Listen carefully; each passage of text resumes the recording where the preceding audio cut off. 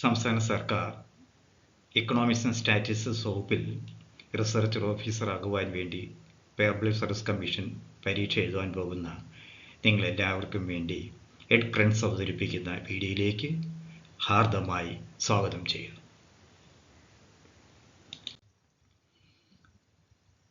അതായത് research officer തസ്തികയ്ക്ക് 4 പാർട്ടുകളാണുള്ളത്.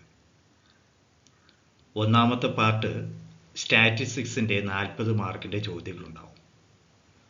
രണ്ടാമത്തെ പാർട്ടിൽ എക്കണോമിക്സുമായി ബന്ധപ്പെട്ട 30 ചോദ്യങ്ങളും, മൂന്നാമത്തെ പാർട്ടിൽ മാത്തമാറ്റിക്സുമായി ബന്ധപ്പെട്ട 20 ചോദ്യങ്ങൾ, പാർട്ട് 4-ൽ 10 മാർക്കിൻ്റെ ജനറൽ സ്റ്റഡീസുമായി ബന്ധപ്പെട്ട ചോദ്യങ്ങളുമായിരിക്കും ഉണ്ടാകുക. ഇതിൽ ഇക്കണോമിക്സിൽ പെടുന്ന, അതായത് ഇക്കണോമിക്സിന് 2 യൂണിറ്റുകളാണുള്ളത്. അതിൽ ആദ്യത്തെ unit panchayat Raj, decentralisation, economic planning തുടങ്ങിയവയാണ്. അതിലൊരു പ്രധാനപ്പെട്ട വിഷയമായ ഫിനാൻഷ്യൽ ഡെവല്യൂഷൻ, അതായത് എങ്ങനെയാണ് പഞ്ചായത്തുകൾ തമ്മിലും മൾട്ടി ലെയർ സർക്കാരുകൾ തമ്മിലുള്ള ധനകാര്യ ഡെവല്യൂഷൻ എങ്ങനെയാണ് തുടങ്ങിയ കാര്യങ്ങളാണ് നമുക്ക് പഠിക്കേണ്ടത്. ആദ്യമായി ഫിസ്ക്കൽ ഡെവല്യൂഷനെ കുറിച്ച് നമുക്ക് ചർച്ച ചെയ്യാം. ഫിസ്ക്കൽ ഡെവല്യൂഷൻ എന്ന് പറയുന്നത് പ്രധാനമായും 2 തരത്തിലുള്ള ഫിസ്ക്കൽ ഡെവല്യൂഷനുകളാണുള്ളത്. ഒന്ന് വെർട്ടിക്കൽ ഫിസ്ക്കലും 2 ഹൊറിസോണ്ടലും. വെർട്ടിക്കൽ ഫിനാൻഷ്യൽ ഡെവല്യൂഷൻ എന്ന് പറഞ്ഞു കഴിഞ്ഞാൽ യൂണിയൻ ഗവൺമെൻറ്റും സംസ്ഥാന ഗവൺമെൻറ്റും തമ്മിലുള്ള ഫിനാൻഷ്യൽ ആയിട്ടുള്ള ഡെവല്യൂഷൻ, എത്രത്തോളം പണമാണ് സംസ്ഥാന സർക്കാരിലേക്ക് യൂണിയൻ ഗവൺമെൻറ് നൽകുന്നത്, അതുപോലെ സംസ്ഥാന സർക്കാരിൽ നിന്ന് പഞ്ചായത്തുകൾക്ക് എത്രത്തോളമാണ് നൽകുന്നത്, അങ്ങനെയുള്ള മൾട്ടി ലെയർ ഫിനാൻഷ്യൽ ഡെവല്യൂഷനെയാണ് വെർട്ടിക്കൽ ഫിനാൻഷ്യൽ ഡെവല്യൂഷൻ എന്ന് പറയുന്നത്. എന്നാൽ ഹൊറിസോണ്ടൽ ഡെവല്യൂഷൻ എന്ന് പറഞ്ഞാൽ ഒരു തരത്തിലുള്ള ഗവൺമെൻറ്റുകൾ തമ്മിലുള്ള ഫിനാൻഷ്യൽ ഡെവല്യൂഷൻ. ഉദാഹരണമായി കേരളത്തിൽ എല്ലാ പഞ്ചായത്തുകളും, മുനിസിപ്പാലിറ്റികളും, കോർപ്പറേഷനുകളും ഒരുപോലെയല്ല സാമ്പത്തിക കാര്യത്തിൽ. ചില പഞ്ചായത്തുകൾ സാമ്പത്തികമായി വളരെ ദരിദ്ര അവസ്ഥയിലാണ്, പക്ഷെ മറ്റു പല പഞ്ചായത്തുകൾ വളരെ നല്ല രീതിയിലാണ്. അപ്പോൾ ആ പഞ്ചായത്തുകൾക്ക് 1000 കോടി രൂപ മാറ്റിവെച്ചിരിക്കുന്നു എങ്കിൽ ആ 1000 കോടി രൂപയിൽ കേരളത്തിലുള്ള പഞ്ചായത്തുകൾക്ക് എങ്ങനെ വീതം വെക്കണം എന്നുള്ളതാണ് ഹൊറിസോണ്ടൽ പഞ്ചായത്ത് അല്ലെങ്കിൽ ഫിനാൻഷ്യൽ ഡെവല്യൂഷൻ എന്ന് പറയുന്നത്. അപ്പോൾ ഈ പഞ്ചായത്തുകൾ തമ്മിൽ, സംസ്ഥാന സർക്കാരുകൾ തമ്മിൽ എന്തിനാണ് ഈ ഫിനാൻഷ്യൽ ഡെവല്യൂഷൻ നടത്തുന്നത് എന്ന് ചോദിച്ചാൽ അതിന് പല കാരണങ്ങളുമുണ്ട്, അതിന് തിയററ്റിക്കൽ ബേസും ഉണ്ട്. പ്രധാനമായും ഫിസ്ക്കൽ ഡെവല്യൂഷനുമായി ബന്ധപ്പെട്ട 2-3 തിയറികൾ വളരെ ലളിതമായി നിങ്ങളുമായി ചർച്ച ചെയ്യുകയാണ് ഞാനിവിടെ പോകുന്നത്. അതിൽ ഏറ്റവും പ്രധാനപ്പെട്ട ഒരു തിയറിയാണ് റിച്ചാർഡ് എ മസ്ഗ്രേവ് തിയറി. 1959 കാലഘട്ടങ്ങളിലാണ് മസ്ഗ്രേവ് ഈ തിയറി ആവിഷ്കരിച്ചത്. അദ്ദേഹത്തിൻ്റെ അഭിപ്രായത്തിൽ സർക്കാരുകൾക്ക്, ഏത് സർക്കാരുകളാവട്ടെ, പ്രധാനമായും 3 ഉത്തരവാദിത്തങ്ങളാണുള്ളത്. ഒന്ന് അലോക്കേഷൻ, ഡിസ്ട്രിബ്യൂഷൻ ആൻഡ് സ്റ്റെബിലൈസേഷൻ. ഇതിൽ നിങ്ങൾക്ക് മനസ്സിലാകും, അലോക്കേഷൻ ഒഴിച്ച് ബാക്കിയുള്ള എല്ലാ ഫങ്ഷനുകളും കേന്ദ്ര സർക്കാരിന് മാത്രമേ കഴിയത്തുള്ളൂ. കാരണം അതിലൊരു കോർഡിനേഷൻ ആവശ്യമാണ്, കൺട്രോളിങ് ആവശ്യമാണ്. പക്ഷേ അലോക്കേഷൻ ഫങ്ഷൻ വളരെ ഭംഗിയായി ചെയ്യുവാൻ കഴിയുന്നത് പഞ്ചായത്ത് രാജ് സംവിധാനങ്ങൾക്കാണ്. അതുകൊണ്ട് തന്നെ അലോക്കേഷൻ ഉത്തരവാദിത്തങ്ങൾ നിർവഹിക്കുന്നതിനാവശ്യമായ ധനകാര്യ സ്വാതന്ത്ര്യം, അതിലുള്ള കപ്പാസിറ്റി അതിന് മുകളിലുള്ള സംസ്ഥാന സർക്കാരും യൂണിയൻ ഗവൺമെൻറ്റും ലഭ്യമാക്കേണ്ടതാണ്. അതുപോലെ തന്നെ ടെരേസ മിനാസിൻ എന്ന് പറയുന്ന 2 പേര്, സാമ്പത്തിക ശാസ്ത്രജ്ഞനായ 2 പേരും 1997 കാലഘട്ടങ്ങളിൽ പഞ്ചായത്ത് രാജ് സംവിധാനങ്ങൾക്കെങ്കിൽ ലോക്കൽ ഗവൺമെൻറ്റുകൾക്ക് ധനകാര്യ ഡെവല്യൂഷൻ ധാരാളമായി വേണമെന്ന് പറഞ്ഞതിൻ്റെ പ്രധാനമായ കാര്യമെന്ന് പറയുന്നത് പൊതുജനങ്ങളുമായി ഏറ്റവും കൂടുതൽ അടുത്ത് പ്രവർത്തിക്കുന്നത് പഞ്ചായത്ത് രാജ് സ്ഥാപനങ്ങളാണ്, ഇല്ലെങ്കിൽ ലോക്കൽ സെൽഫ് ഗവൺമെൻറ്റുകളാണ്. അതുകൊണ്ട് തന്നെ അവരുടെ പ്രശ്നങ്ങൾ കൂടുതൽ അറിയുവാൻ കഴിയുന്നത്, പ്രശ്നങ്ങൾ പരിഹരിക്കുവാൻ കഴിയുന്നത് ലോക്കൽ സെൽഫ് ഗവൺമെൻറ്റുകൾക്കാണ്. അതിനുള്ള കപ്പാസിറ്റി നൽകുന്നതിന് ആവശ്യമായ ധനസഹായം ലഭ്യമാക്കേണ്ടത് സംസ്ഥാന സർക്കാരിൻ്റെയും കേന്ദ്ര സർക്കാരിൻ്റെയും ചുമതലയാണ്. So financial evolution is required. അതുപോലെ തന്നെ അന്താരാഷ്ട്ര ധനകാര്യ സ്ഥാപനങ്ങളായ വേൾഡ് ബാങ്ക്, ADB തുടങ്ങിയ ധനകാര്യ സ്ഥാപനങ്ങളും ധാരാളം സ്റ്റഡികൾ ഇതിനെ സംബന്ധിച്ച് നടത്തിയിട്ടുണ്ട്. അവിടെയൊക്കെ ഞാൻ സമയക്കുറവ് കാരണം കൂടുതലായി വിശദീകരണത്തിലേക്ക് പോകുന്നില്ല. അവരുടെയൊക്കെ അഭിപ്രായത്തിൽ ഈ പഞ്ചായത്ത് രാജ് സ്ഥാപനങ്ങൾക്ക് സംസ്ഥാന സർക്കാരും കേന്ദ്ര സർക്കാരും ഫിനാൻഷ്യൽ എവല്യൂഷൻ നല്ല രീതിയിൽ നടത്തേണ്ടത് അവിടെ ഉത്തരവാദിത്തങ്ങൾ നടത്തുന്നതിന് അടിയന്തരമാണ് ആവശ്യം. അതുകൊണ്ട് തന്നെ നമുക്കറിയാം, ഭാരതത്തിൽ വേദകാലം മുതൽ തന്നെ പഞ്ചായത്ത് രാജ് സ്ഥാപനങ്ങൾ നിലനിന്നിരുന്നു. പക്ഷേ സാമ്പത്തികമായ പരാധീനതകൾ കാരണം ബ്രിട്ടീഷ് ഗവൺമെൻറ്റിൻ്റെ സഹകരണമില്ലായ്മ കൊണ്ട് തന്നെ ഈ പഞ്ചായത്ത് രാജ് സ്ഥാപനങ്ങൾക്ക് ശരിയായ രീതിയിൽ പ്രവർത്തിക്കുവാൻ കഴിഞ്ഞിരുന്നില്ല.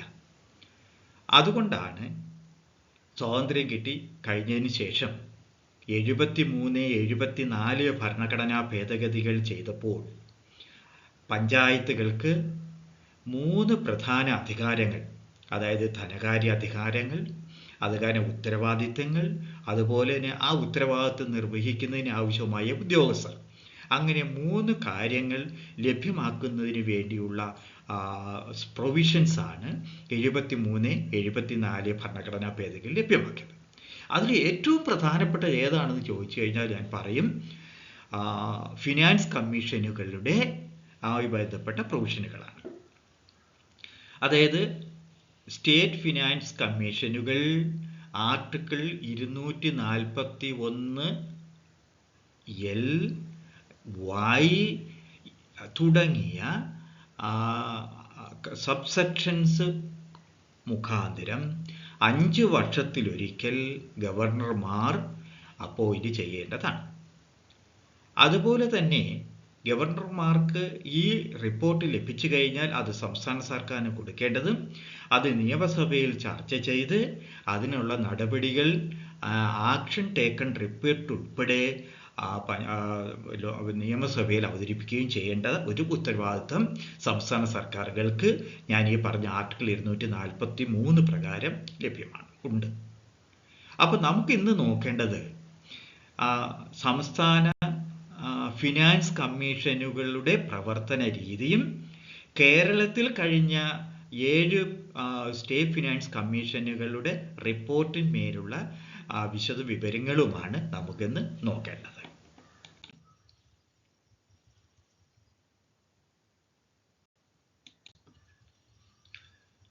ഒന്നാം ധനകാര്യ കമ്മീഷൻ ചെയർമാൻ PM എബ്രഹാം ആയിരുന്നു.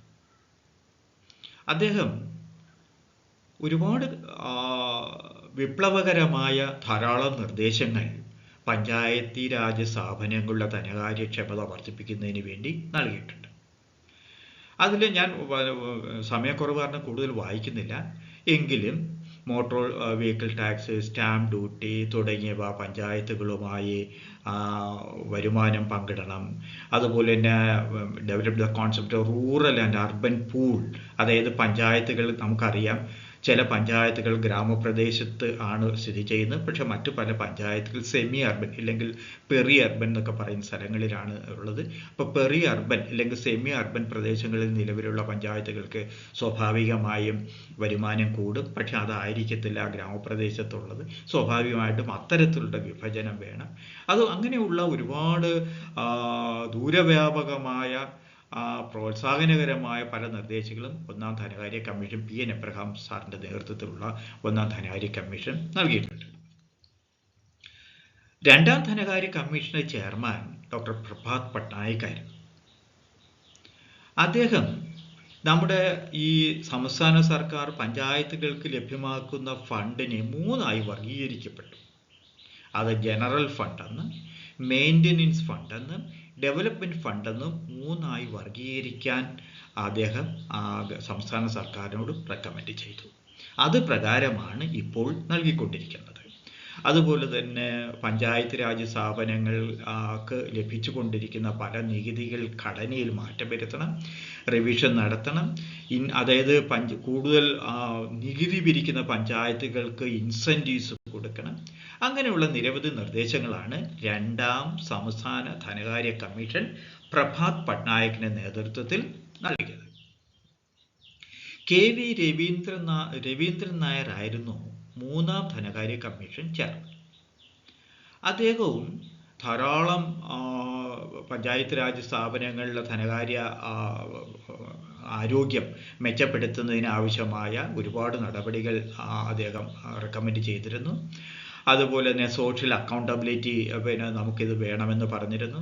അതുപോലെ തന്നെ സംസ്ഥാന സർക്കാരിൽ നിന്നും അതുപോലെ കേന്ദ്ര ഗവൺമെൻറ്റിന് കൂടുതൽ ധനകാര്യ അലോക്കേഷൻ പഞ്ചായത്തുകൾക്കും തദ്ദേശ സ്വയംഭരണ സ്ഥാപനങ്ങൾക്കും വേണമെന്ന് അദ്ദേഹം നിർദ്ദേശിച്ചു. അങ്ങനെ ധാരാളം നിർദ്ദേശങ്ങളായിരുന്നു മൂന്നാം ധനകാര്യ കമ്മീഷൻ രവീന്ദ്രൻ നായരുടെ നേതൃത്വത്തിലുള്ള കമ്മിറ്റി നിർദ്ദേശിച്ചത്.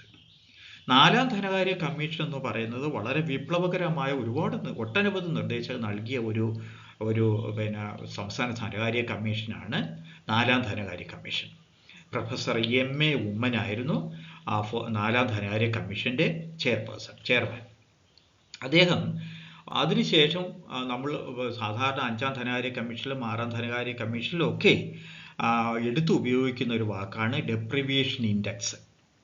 ആ ഡെപ്രിവിയേഷൻ ഇൻഡെക്സ് ആദ്യമായി അവതരിപ്പിച്ചത് നാലാം ധനകാര്യ കമ്മീഷനാണ്. MA ഉമ്മൻ സാറാണ് ആദ്യമായി ഡെപ്രിവിയേഷൻ ഇൻഡെക്സ് അവതരിപ്പിച്ചത്.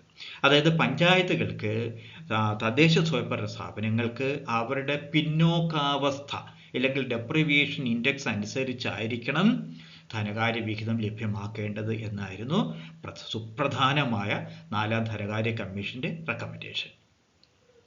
അതുപോലെ തന്നെ പ്രോപ്പർട്ടി ടാക്സ് ബോർഡ് രൂപീകരിക്കണമെന്ന് പറഞ്ഞിരുന്നു.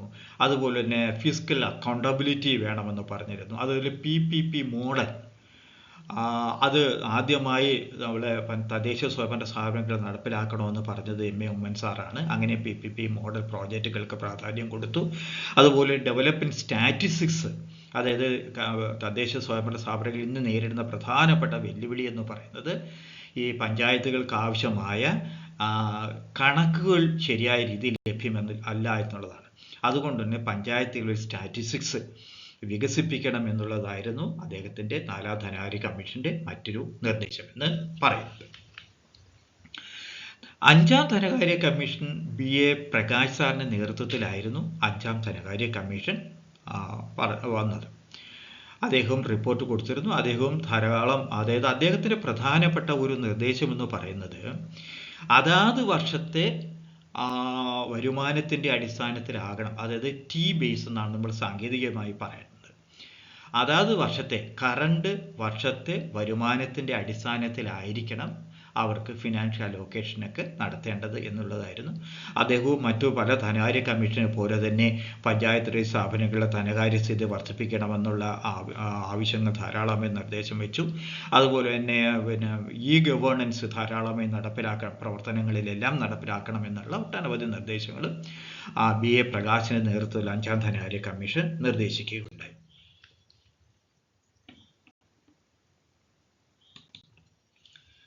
ആറാം ധനകാര്യ കമ്മീഷൻ SM വിജയാനന്ദ് സാറിന്റെ നേതൃത്വത്തിലാണ് നടന്നത്.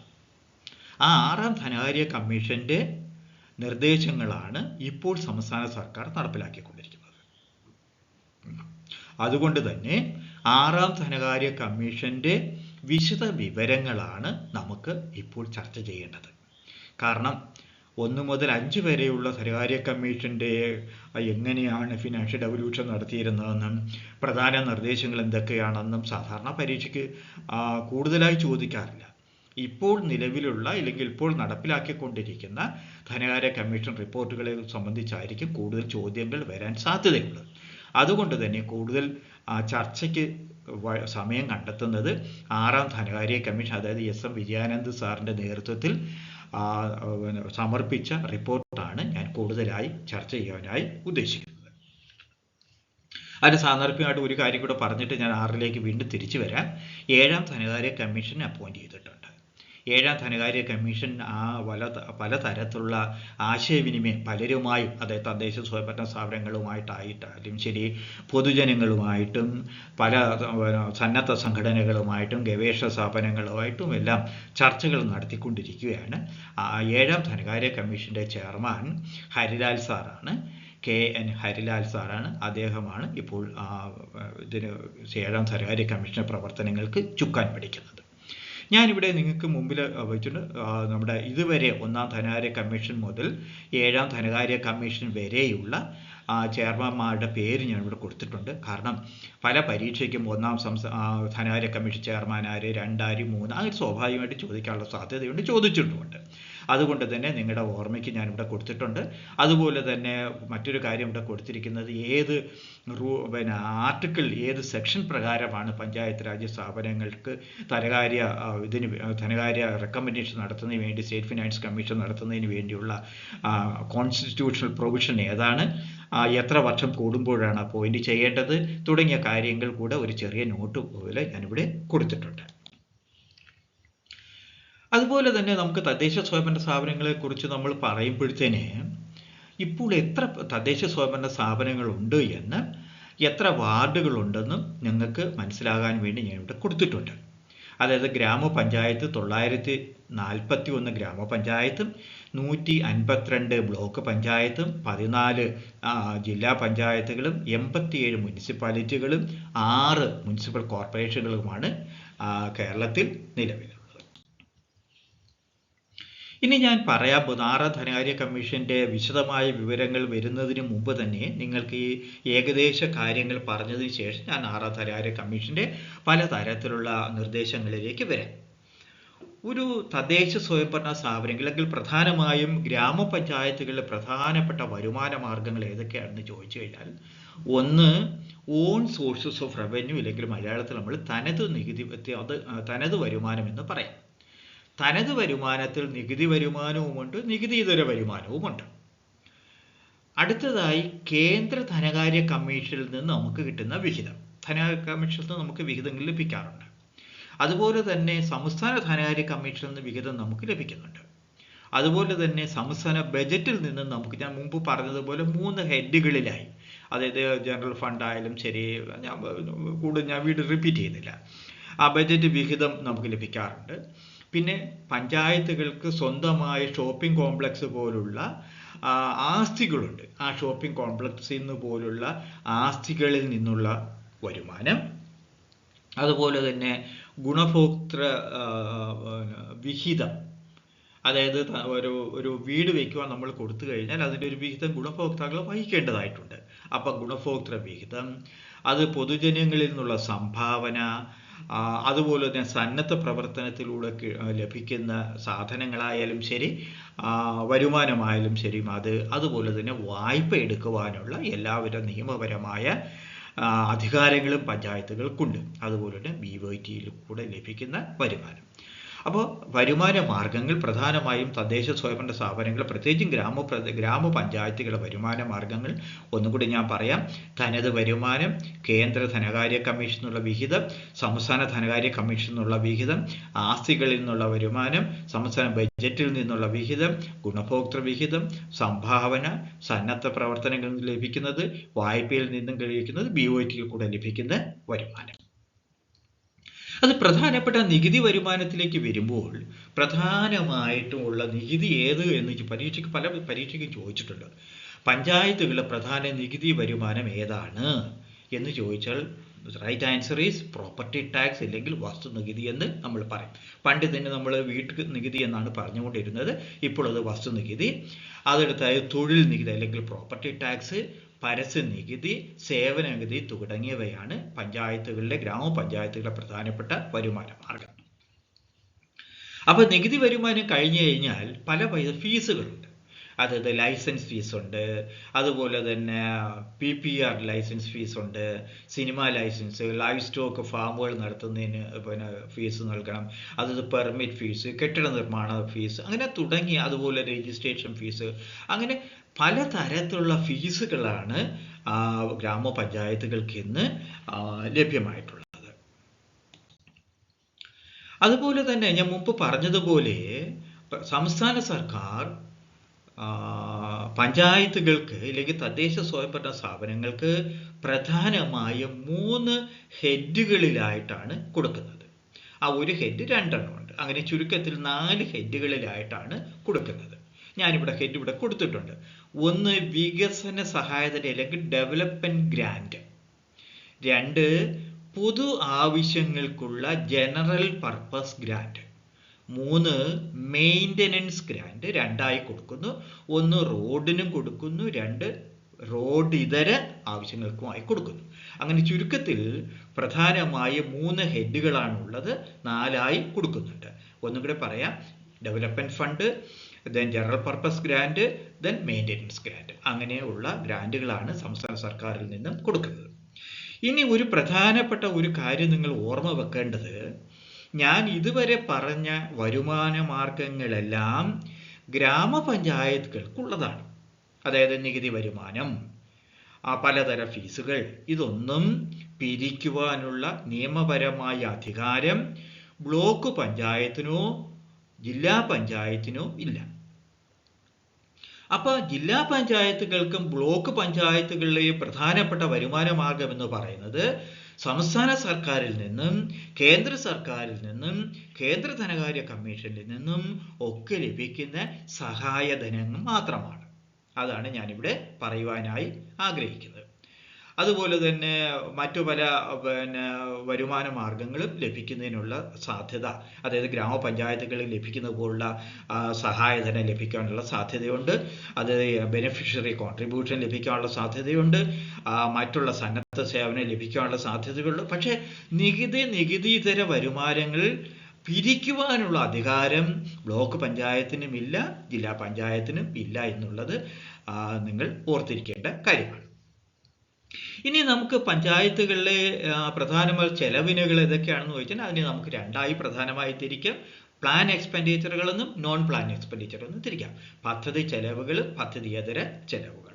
അത് ഞാനിവിടെ തൊണ്ട്. പദ്ധതി ചെലവുകൾ എന്ന് പറഞ്ഞു കഴിഞ്ഞാൽ നമുക്കറിയാം, ജനകീയ ആസൂത്രണത്തിൽ കൂടെ പലവിധ ആസൂത്രണ പ്രക്രിയയിലൂടെ കടന്നു പോകുന്ന ഒരു ചെലവുകളെയാണ് പദ്ധതി ചെലവുകൾ എന്ന് പറഞ്ഞ്. എന്നാൽ പദ്ധതിയിൽ ഉൾപ്പെടുത്തുവാൻ കഴിയാത്ത കണ്ടിജൻസി ചെലവുകൾ, സർക്കാർ ജീവനക്കാരുടെ ശമ്പളം, അവരുടെ പെൻഷൻ, അങ്ങനെയുള്ള എന്ന് പറഞ്ഞാൽ പദ്ധതിയിൽ ഉൾപ്പെടുത്താത്ത മറ്റു ചെലവുകളെല്ലാം നമുക്ക് പദ്ധതിയേതര ചെലവുകളെന്ന് നമുക്ക് വേർതിരിക്കാൻ കഴിയും.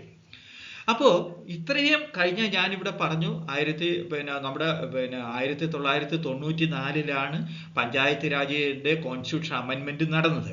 അന്നു മുതൽ ഇന്ന് വരെയുള്ള ധനകാര്യ അലോക്കേഷൻ ഒന്നും നമ്മുടെ സമയക്കുറവ് കാരണം ഞാൻ അത് എടുക്കുന്നില്ല. ഞാനിവിടെ 2012-13 മുതൽ 2020-21 വരെ പഞ്ചായത്തുകൾക്ക് ലഭിച്ചുകൊണ്ടിരിക്കുന്ന അല്ലെങ്കിൽ ഡെവല്യൂഷൻ എത്രത്തോളം ഉണ്ടെന്ന് ഞാനിവിടെ കൊടുത്തിട്ടുണ്ട്.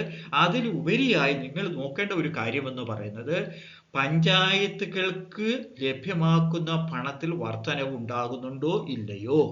2, സംസ്ഥാനത്തിന്റെ ഓൺ ടാക്സ് റവന്യൂവിൽ നിന്നും എത്രയാണ് കൊടുക്കുന്നത്. അതുപോലെ തന്നെ എത്രയാണ് LSTയുടെ ഡെവല്യൂഷൻ മൊത്തത്തോളം എത്രയാണ് എന്നുള്ളതിനെ സംബന്ധിച്ച് നിങ്ങൾക്ക് വളരെ മനസ്സിലാവുന്ന രീതിയിൽ ഞാനിവിടെ പെർസെൻറ്റേജ്, അതായത് ആദ്യം ഞാൻ ഓരോ വർഷത്തെ കണക്കിൽ എത്ര രൂപയാണ് കൊടുത്തിരിക്കുന്നതെന്ന് കൊടുത്തിരിക്കുന്നു. 2, സംസ്ഥാന സർക്കാരിൻ്റെ ടാക്സ് റവന്യൂന്ന് എത്ര കൊടുത്തിരിക്കുന്നു. 2, ടാക്സ് റവന്യൂ ഉൾപ്പെടുന്ന മൊത്തം റവന്യൂവിൽ നിന്നും എത്ര കൊടുക്കുന്നു. അത് നമുക്ക് എത്ര ശതമാനമാണ് വർധനവെന്നുള്ള കാര്യവും ഇവിടെ ഞാൻ കൊടുത്തിട്ടുണ്ട്. അപ്പോൾ 2020-21 കാര്യം മാത്രം ഞാൻ എടുക്കാം. അതായത് 2019-20 9,929 കോടി രൂപ കൊടുത്തിരുന്ന സ്ഥലത്ത് 2021 11,819 കോടി രൂപയാണ് കൊടുത്തത്. അതായത് ഓൺ ഷെയർ ടാക്സ് റവന്യൂവിൽ നിന്ന് 17.4, മൊത്തം റവന്യൂവിൻ്റെ 10.3. അത് കഴിഞ്ഞ വർഷത്തെ, അതായത് 2019-20 താരതമ്യപ്പെടുത്തുമ്പോൾ 19% വർധനവാണ് ഉണ്ടായിട്ടുള്ളത്. നിങ്ങൾക്ക് ഈ അവസാനത്തെ കോളം പരിശോധിക്കുകയാണെങ്കിൽ നിങ്ങൾക്ക് മനസ്സിലാവും, ഓരോ വർഷവും ഈ സംസ്ഥാന സർക്കാരിൽ നിന്നുള്ള വിഹിതത്തിൽ വർധനവ് ഉണ്ടായിട്ടുണ്ടോ കുറവുണ്ടായിട്ടുണ്ടോ. 2 വർഷം ഞാൻ കൊടുത്തിരിക്കുന്നത്, 2 വർഷത്തെയാണ് കുറവുണ്ടായിരിക്കുന്നത്. അത് നിങ്ങൾക്ക് അറിയാം, പല കാരണങ്ങൾ കൊണ്ടാണ് ഉണ്ടായിട്ടുള്ളത്. അതിനെക്കുറിച്ച് വിശദീകരിക്കാൻ ഞാൻ ഇവിടെ സമയക്കുറവ് കാരണം പോകുന്നില്ല. ഞാനതുമായി ബന്ധപ്പെട്ട ചാർട്ട് ഞാൻ ഇവിടെ കൊടുത്തിട്ടുണ്ട്. അതിനകത്ത് പിന്നെ ഡെവല്യൂഷൻ ഫ്രം ദ സ്റ്റേറ്റ് കൊടുത്തിട്ടുണ്ട്, നോൺ പ്ലാന്റ് കൊടുത്തിട്ടുണ്ട്, മൊത്തത്തോടെയുള്ള ഗ്രാന്റ് കൊടുത്ത് 3 കളറിലായിട്ടാണ് ഇവിടെ കൊടുത്തിരിക്കുന്നത്.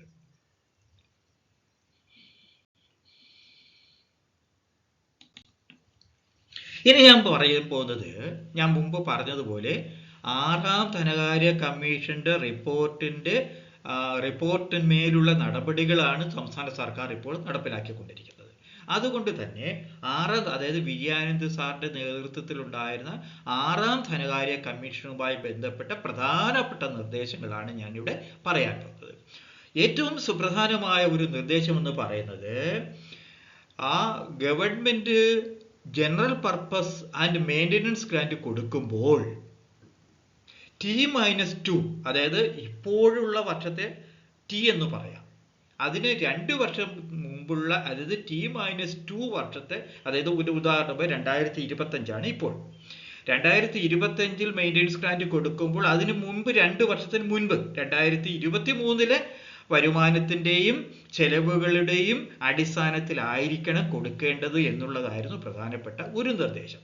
ഞാനത് പറയാൻ കാര്യം എന്ന് പറയുന്നത്, ഇതിന് മുൻപുണ്ടായിരുന്ന കമ്മീഷൻ അതാത് വർഷത്തെ, അതായത് T വർഷത്തെ, അതാത് ആ വർഷത്തെ വരുമാനത്തിന്റെയും ചെലവുകളുടെ അടിസ്ഥാനത്തിൽ കൊടുക്കുവാനാണ് നിർദ്ദേശിച്ചെങ്കിൽ 6ാം ധനകാര്യം T-2 വർഷത്തെ കണക്കുകളുടെ അടിസ്ഥാനത്തിലാണ് ജനറൽ പർപ്പസ് ഗ്രാന്റ് കൊടുക്കേണ്ടതെന്ന് നിർദ്ദേശിക്കപ്പെട്ടത്.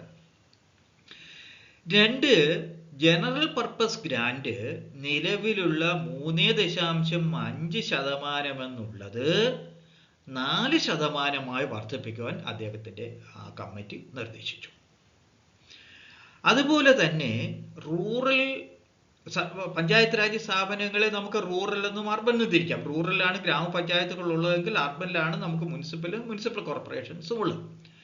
അത് തമ്മിലുള്ള ഗ്രാന്റിന്റെ കാര്യത്തിൽ അദ്ദേഹം പറയുന്നത്, പഞ്ചായത്തുകൾക്ക് 77, അതായത് മൊത്തം ഡെവല്യൂഷന്റെ കാര്യത്തിലാണ് 77.24% ഗ്രാമപ്രദേശത്തെ പഞ്ചായത്തുകൾക്ക് ലഭ്യമാക്കണം. മുനിസിപ്പാലിറ്റികൾക്ക് 13.42%, മുനിസിപ്പൽ കോർപ്പറേഷനുകൾക്ക് 9.34% ആയിരിക്കണം ജനറൽ പർപ്പസ് ഗ്രാന്റ് കൊടുക്കേണ്ടത്, അല്ലെങ്കിൽ ജനറൽ സെക്ടറിലേക്കുള്ള ഫണ്ട് ലഭ്യമാക്കേണ്ടത്.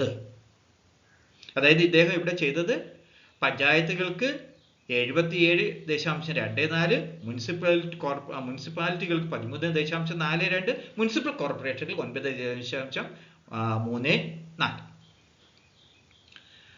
അപ്പോൾ അതുപോലെ തന്നെ allocation of general sector development fund കൊടുക്കേണ്ടത് 70% പഞ്ചായത്തുകൾക്ക്, 15% മുനിസിപ്പാലിറ്റികൾക്കും, 5% മുനിസിപ്പൽ കോർപ്പറേഷനുകൾക്കും. അതുപോലെ തന്നെ ഷെഡ്യൂൾഡ് കാസ്റ്റ്, ഷെഡ്യൂൾഡ് ട്രൈബിന്റെ വികസനത്തിന് വേണ്ടിയുള്ള പണം എങ്ങനെയാണ് ലഭ്യമാക്കേണ്ടത്, അതുപോലെ ജില്ലാ പഞ്ചായത്തിന് എങ്ങനെയാണ് കൊടുക്കേണ്ടത്, ജില്ലാ പഞ്ചായത്തിന്റെ വരുമാനം എങ്ങനെ വർദ്ധിപ്പിക്കാം. അത് അദ്ദേഹത്തിന്റെ അഭിപ്രായത്തിൽ ഒരു സെയിൽ പ്രൈസ്, അതായത് ഇമ്മൂവബിൾ പ്രോപ്പർട്ടി ഒക്കെ വിൽക്കുമ്പോൾ അതിന്റെ ഒരു വരുമാനം ജില്ലാ പഞ്ചായത്തിന് കൊടുക്കണം. അങ്ങനെയുള്ള കുറേ നിർദ്ദേശം ഞാൻ വിശദമായിട്ട് ഇനിയും വരാം. അപ്പോൾ അതുമായി ബന്ധപ്പെട്ട കാര്യങ്ങൾ കൂടുതൽ ഞാൻ ഇനിയും അതിനെ വിശദമാക്കാം. ഞാനിപ്പോൾ പറയാൻ പോകുന്നത്, ഞാനിപ്പോൾ പറഞ്ഞ കാര്യങ്ങളാണ് കുറച്ചുകൂടെ വിശദമായി, അതായത് എങ്ങനെയാണ്, ഇതാണ് ഏറ്റവും പ്രധാനപ്പെട്ട, അതായത് ധനകാര്യ കമ്മീഷനെ സംബന്ധിച്ച് എങ്ങനെയാണ് ഈ 941 പഞ്ചായത്തുകളുണ്ട് എങ്കിൽ അവർക്ക് എങ്ങനെയാണ് വിതരണം ചെയ്തത്.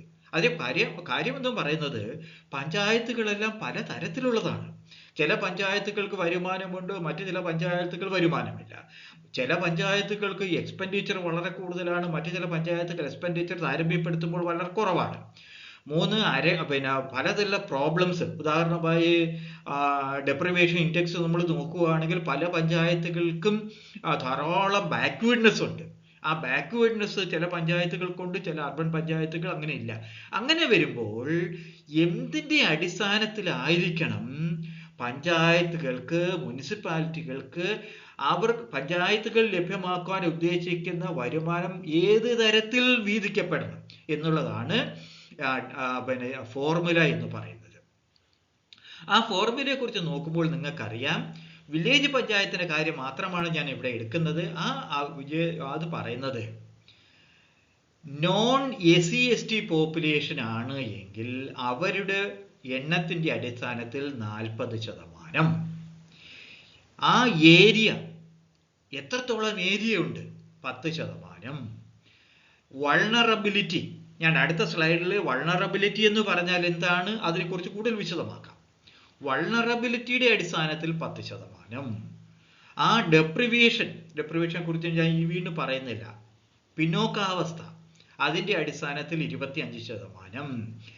ഇൻസെൻറ്റീവ്സ്, അതായത് കൂടുതൽ വരുമാനം ശേഖരിക്കുന്ന പഞ്ചായത്തുകൾക്ക് 15% ഇൻസെൻറ്റീവ്സ് കൊടുക്കുക. അങ്ങനെയാണ് 100%. 40, 10, 10, 25, 15 അങ്ങനെ ആയിരിക്കണം 943 പഞ്ചായത്തുകൾക്ക് സംസ്ഥാന സർക്കാർ വിഭവം ലഭ്യമാക്കേണ്ടത്. ഇതുപോലെ ഞാൻ ടേബിൾ കൊടുത്തിട്ടുണ്ട്. ബ്ലോക്ക് പഞ്ചായത്തുകൾക്ക് എങ്ങനെയാണ് കൊടുക്കേണ്ടത്, ഡിസ്ട്രിക്ട് പഞ്ചായത്തുകൾക്ക് എങ്ങനെയാണ് കൊടുക്കേണ്ടത്, മുനിസിപ്പാലിറ്റികൾക്ക് എങ്ങനെയാണ്, മുനിസിപ്പൽ കോർപ്പറേഷനുകൾക്ക് എങ്ങനെയാണ് കൊടുക്കേണ്ടതെന്ന് ഇവിടെ ഞാൻ പറഞ്ഞിട്ടുണ്ട്. ഞാൻ ഇനി പറയാൻ പോകുന്നത്, വീണ്ടും ഞാൻ 6ാം ധനകാര്യ കമ്മീഷന്റെ ചില നിർദ്ദേശങ്ങൾക്ക് വിശദമായി ഞാൻ വീണ്ടും വരികയാണ്. എല്ലാ പ്രാദേശിക സർക്കാരുകളും നികുതി ഉപയോഗത്തിന് പുതിയ ടെക്നോളജി, അതായത് GIS സംവിധാനം ഉപയോഗിച്ച് അടിസ്ഥാന രേഖ ഉണ്ടാക്കണം. കാര്യം പല പഞ്ചായത്തുകളും ഇന്ന് നേരിടുന്ന പ്രധാന വെല്ലുവിളി എന്ന് പറയുന്നത് ശരിയായ രീതിയിൽ പഞ്ചായത്തുകൾ വരുമാനം പിരിച്ചെടുക്കാൻ കഴിയുന്നില്ല. കാരണം അതിനെ സംബന്ധിച്ച് കണക്കുകൾ ലഭ്യമല്ല.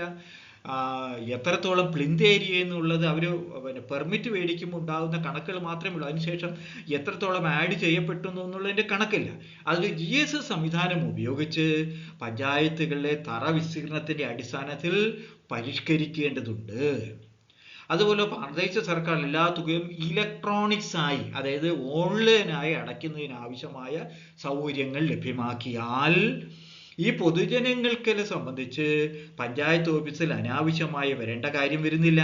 പഞ്ചായത്ത് ഉദ്യോഗസ്ഥർക്ക് എല്ലാ വീടുകളും സന്ദർശിക്കേണ്ട കാര്യം വരുന്നില്ല.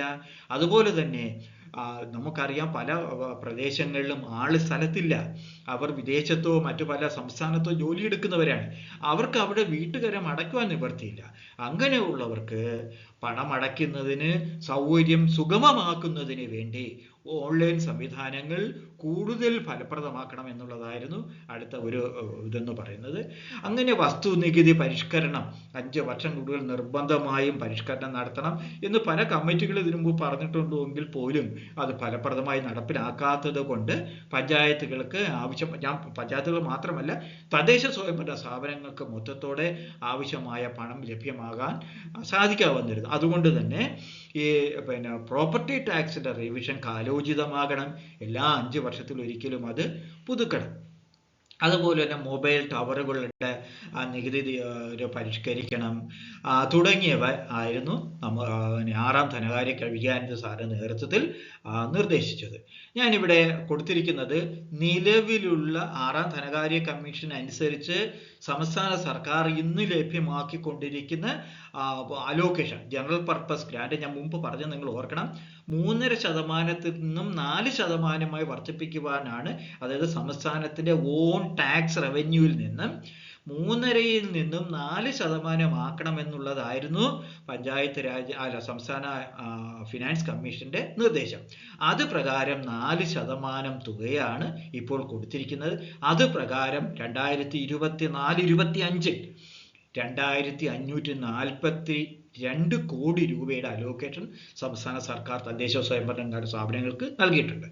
അതുപോലെ തന്നെ മെയിൻ്റനൻസ് ഗ്രാന്റ് 6.5% ആണ് സംസ്ഥാനത്തിന്റെ ഓൺ ടാക്സ് റവന്യൂവിൽ നിന്നും കൊടുക്കുന്നത്. ഞാൻ മുമ്പ് പറഞ്ഞതുപോലെ ഇതിന് 2 ആയി തരംതിരിക്കാം. 1 റോഡും 2 നോൺ റോഡും.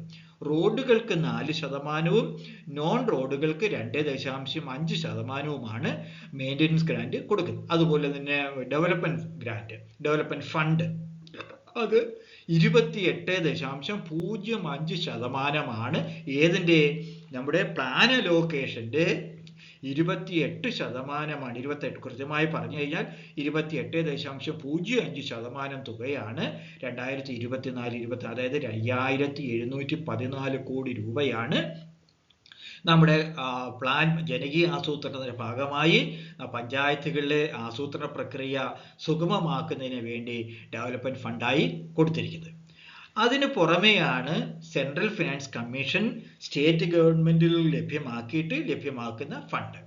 അത് rural, urban and health grants ആയിട്ട് 2637.28 കോടി രൂപയാണ് ഈ 2024-25 സംസ്ഥാന സർക്കാർ ലഭ്യമാക്കിയിരിക്കുന്നത്. ഞാൻ മുമ്പ് പറഞ്ഞതുപോലെ ഈ ഡെവല്യൂഷൻ ഡെപ്രിവിയേഷൻ ഇൻഡെക്സ് എന്താണെന്നും അധിക വായനയ്ക്ക് വേണ്ടിയാണ്, ഇല്ലെങ്കിൽ അധികമായി പ്രിപ്പയർ ചെയ്യണമെന്ന് ആഗ്രഹമുള്ളവർക്ക് വേണ്ടിയാണ് ഞാൻ ഇവിടെ സ്ലൈഡ് ലഭ്യമാക്കിയിരിക്കുന്നത്. അതായത് ഡെപ്രിവിയേഷൻ ഇൻഡെക്സ് എന്ന് പറഞ്ഞാൽ എന്താണ്? എൻവയറമെന്റൽ വൾണറബിലിറ്റി 10% കൊടുക്കുമെന്ന് ഞാൻ പറഞ്ഞു. അതിൽ നമ്മൾ കൈകാര്യം ചെയ്യുന്ന ഇല്ലെങ്കിൽ എന്തൊക്കെ കാര്യങ്ങളാണ് കൊടുക്കേണ്ടത്?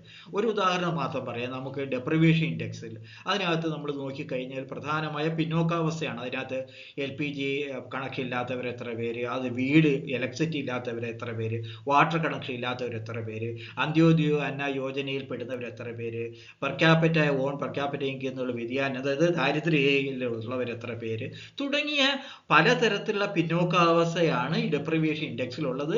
ആ ഗ്രാമപഞ്ചായത്തുകളെ സംബന്ധിച്ച് 25% തുക ഡെപ്രിവിയേഷൻ ഇൻഡെക്സിന്റെ അടിസ്ഥാനത്തിലാണ് സ്റ്റേറ്റ് ഫിനാൻസ് കമ്മീഷൻ പഞ്ചായത്തുകൾക്ക് ലഭ്യമാക്കുന്നത്.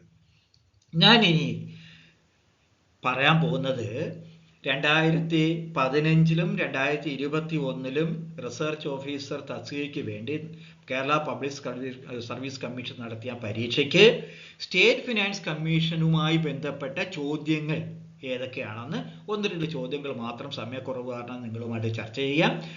ഒരു പ്രധാന ചോദ്യം എന്ന് പറയുന്നത്, consider the following statements regarding the state finance commission. അപ്പോൾ ധനകാര്യ കമ്മീഷനെ സംബന്ധിച്ച് 3 സ്റ്റേറ്റ്മെന്റുകൾ കൊടുത്തിട്ടുണ്ട്. ഇതിനകത്ത് കറക്റ്റ് അല്ലാത്തത് ഏത് എന്നുള്ളതാണ് എൻ്റെ ചോദ്യം. നോൺ സ്റ്റാറ്റ്യൂട്ടറി ബോഡിയാണ്. 2, ഗവർണർ 5 വർഷം കൂടുമ്പോൾ അപ്പോയിന്റ് ചെയ്യുന്നു. 3, സംസ്ഥാന സർക്കാരിൻ്റെ ധനകാര്യ വിഷയങ്ങൾ സംബന്ധിച്ച പഠനമാണ്, അലോക്കേഷനാണ് സ്റ്റേറ്റ് ഫിനാൻസ് കമ്മീഷനുകൾ ചെയ്യുന്നത്.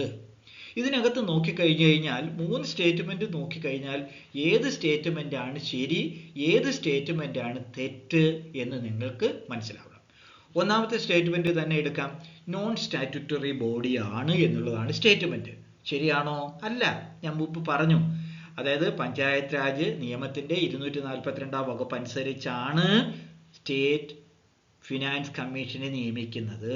സോ ആദ്യത്തെ സ്റ്റേറ്റ്മെന്റ് തെറ്റാണ്.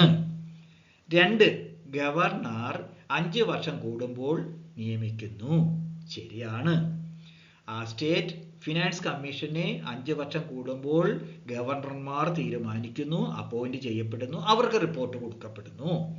അതുപോലെ യൂണിയൻ ഫിനാൻസ് കമ്മീഷന്റെ കാര്യം എടുക്കുകയാണെങ്കിൽ അവിടെ രാഷ്ട്രപതിയാണ് നിയമിക്കുന്നത്, അതും 5 വർഷം കൂടുമ്പോഴാണ്. അപ്പോൾ ഇവിടെ രണ്ടിടത്തും രാഷ്ട്രത്തലവൻ, സംസ്ഥാന തലവന്മാരാണ് 5 വർഷം കൂടുമ്പോൾ നിയമിക്കേണ്ടത്. അത് രാഷ്ട്രീയ അതിപ്രസരം ഉണ്ടാകാതിരിക്കുവാൻ വേണ്ടിയും അതുപോലെ തന്നെ കോൺസ്റ്റിറ്റ്യൂഷൻ പ്രകാരം ഹെഡ് ആയതുകൊണ്ട് തന്നെ അതിൽ പൂർണ്ണമായും അപ്പോയിന്റ് ചെയ്യുന്നെന്ന് ഉറപ്പുവരുത്തുന്നതിന് വേണ്ടിയാണ് ഹെഡുകളെ അതിൻ്റെ ഉത്തരവാദിത്വം കോൺസ്റ്റിറ്റ്യൂഷൻ പ്രകാരം ഏൽപ്പിച്ചിരിക്കുന്നത്. അതുകൊണ്ട് ഇതിനകത്ത് ഞാൻ പറയാതെ തന്നെ നിങ്ങൾക്കറിയാം, ഉത്തരം ഇവിടെ കൊടുത്തിട്ടുണ്ട്. ഓക്കെ, ഡി ആണ് ഇതിൻ്റെ ഉത്തരം. പിന്നെ വേറൊരു ചോദ്യം എന്ന് പറയുന്നത്, എന്നാണ് ആദ്യത്തെ, അതായത് ആദ്യത്തെ എന്ന് പറയുമ്പോൾ നിങ്ങളുടെ മനസ്സിൽ വരണം, ആരാണ് എൻ്റെ ചെയർമാൻ? എബ്രഹാം സാറാണ് എൻ്റെ ചെയർമാൻ. അതെന്നാണ് നിയമിച്ചത്? 1994 23 ഏപ്രിൽ മാസം ആണ് ഫസ്റ്റ് ധനകാര്യ കമ്മീഷനെ അപ്പോയിന്റ് ചെയ്യപ്പെടുന്നത്. അതിപ്പോൾ വേണമെങ്കിൽ ചോദിക്കാം, 7ാം ധനകാര്യ കമ്മീഷൻ എന്നാണ് അപ്പോയിന്റ് ചെയ്തത്, ആരാണ് ചെയർമാൻ എന്ന് ചോദിക്കാം. 6ാം ധനകാര്യ കമ്മീഷൻ ആണല്ലോ ഇപ്പോൾ നിർദ്ദേശങ്ങളാണല്ലോ നടപ്പിലാക്കിക്കൊണ്ടിരിക്കുന്നത്. അതുകൊണ്ട് തന്നെ 6ാം ധനകാര്യ കമ്മീഷണർ ചെയർമാൻ ആരാണെന്ന് ചോദിക്കാം, പ്രധാന നിർദ്ദേശങ്ങൾ എന്തൊക്കെയാണെന്ന് ചോദിക്കാം, എന്നാണ് അപ്പോയിന്റ് ചെയ്തതെന്ന് ചോദിക്കാം, എന്നാണ് കാലാവധി തീർന്നതെന്ന് ചോദിക്കാം, ഒക്കെ ചോദിക്കാം. അതുകൊണ്ട് തന്നെ 1 മുതൽ 7 വരെയുള്ള സംസ്ഥാന ധനകാര്യ കമ്മീഷൻ ചെയർമാൻമാർ ആരാണെന്നും പറ്റുമെങ്കിൽ അവരുടെ പ്രധാനപ്പെട്ട നിർദ്ദേശങ്ങൾ, ഒന്നുമില്ലെങ്കിൽ 6ാം ധനകാര്യ കമ്മീഷന്റെ എങ്കിലും പ്രധാന നിർദ്ദേശങ്ങൾ നിങ്ങൾ ഓർത്തിരിക്കണം. ഇനി അടുത്തൊരു ചോദ്യം എന്ന് പറയുന്നത് match the following and choose the correct answer. ഞാൻ മുമ്പ് ഒരു ടേബിൾ തന്ന് ഓർമ്മയുണ്ടല്ലോ. അതായത് 1ാം ധനകാര്യ കമ്മീഷൻ മുതൽ 7ാം ധനകാര്യ കമ്മീഷൻ വരെ ഒരു സൈഡിൽ ഞാൻ കമ്മീഷന്റെ പേര് തന്നിട്ടുണ്ട്, 2 ചെയർമാൻമാരെ തന്നിട്ടുണ്ട്. അത് ഓർത്ത് വെച്ചിരുന്നു കഴിഞ്ഞാൽ സെക്കൻഡ് ഫിനാൻസ് കമ്മീഷന്റെ MA ഉമ്മ എന്ന് കൊടുത്തിരിക്കുന്നു, ഫസ്റ്റ് ധനകാര്യ കമ്മീഷൻ PM എബ്രഹാം എന്ന് കൊടുത്തിരിക്കുന്നു, 3rd പട്നായക് എന്ന് കൊടുത്തു, 4th. അപ്പോൾ ഇതിനകത്ത് പലതും തെറ്റാണ്. ഉദാഹരണം സെക്കൻഡ് ഫിനാൻസ് കമ്മീഷൻ ആയിരുന്നു MA ഉമ്മൻ അല്ല. അങ്ങനെ ഞാൻ കൂടുതൽ ഇത് പറയുന്നില്ല. അപ്പോൾ ഇതിനകത്ത് ഏതൊക്കെയാണെന്ന് തെറ്റെന്ന് കണ്ടുപിടിക്കുക എന്നുള്ളതാണ് ശരി, ഏതൊക്കെയാണെന്ന് കണ്ടുപിടിക്കുക എന്നുള്ളതാണ് നിങ്ങൾക്ക് ഉത്തരമെന്ന് പറയും.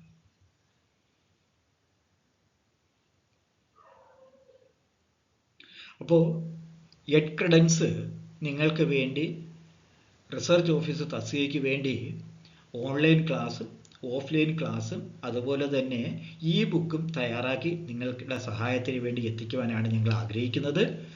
അപ്പോൾ ബുക്കിൽ 4 ഭാഗങ്ങളെ സംബന്ധിച്ച്, അതായത് സ്റ്റാറ്റിസ്റ്റിക്സിനെ സംബന്ധിച്ചും എക്കണോമിക്സിനെ സംബന്ധിച്ചും മാത്തമാറ്റിക്സിനെ സംബന്ധിച്ചും ജനറൽ സ്റ്റഡീസിനെ സംബന്ധിച്ചുമുള്ള കഴിഞ്ഞ കുറേ വർഷങ്ങളായി ചോദിച്ചിരിക്കുന്ന ചോദ്യങ്ങളെല്ലാം കൂടി ഉൾപ്പെടുത്തിക്കൊണ്ട് 1000 ചോദ്യങ്ങളെങ്കിലും ഉൾപ്പെടുത്തിക്കൊണ്ടുള്ള ഒരു മൾട്ടി MCQ ഉൾപ്പെടുന്ന ഒരു ചോദ്യമായിരിക്കും. ചോദ്യവും അതിൻ്റെ എക്സ്പ്ലനേഷൻസ് ഉൾപ്പെടുന്നതായിരിക്കും ഞങ്ങളുടെ ബുക്ക് എടുക്കാൻ പോകുന്നത്. അതുപോലെ ഓൺലൈൻ ക്ലാസ്സുകൾ നമ്മൾ നടത്താനായി ആഗ്രഹിക്കുന്നുണ്ട്. കഴിഞ്ഞ റിസർച്ച് ഓഫീസേഴ്സിലേക്ക് ഞങ്ങൾ നടത്തിയിരുന്നു. അത് ഒട്ടനവധി പേർക്ക് ജോലി കിട്ടിയിട്ടുണ്ട്. അപ്പോൾ നിങ്ങൾ ഈ എഡ്ക്രെഡൻസ് നിങ്ങൾക്ക് വേണ്ടി ലഭ്യമാക്കിയിരിക്കുന്ന ഈ സൗകര്യങ്ങൾ, അത് ഓൺലൈൻ ക്ലാസ്സിലായാലും ശരി ഓഫ്ലൈൻ ക്ലാസ്സിലായാലും ശരി നമ്മുടെ ബുക്ക് ആയാലും ശരി, അത് പരമാവധി പ്രയോജനപ്പെടുത്തണം എന്ന് മാത്രം പറഞ്ഞുകൊണ്ട് ഗുഡ് ബൈ.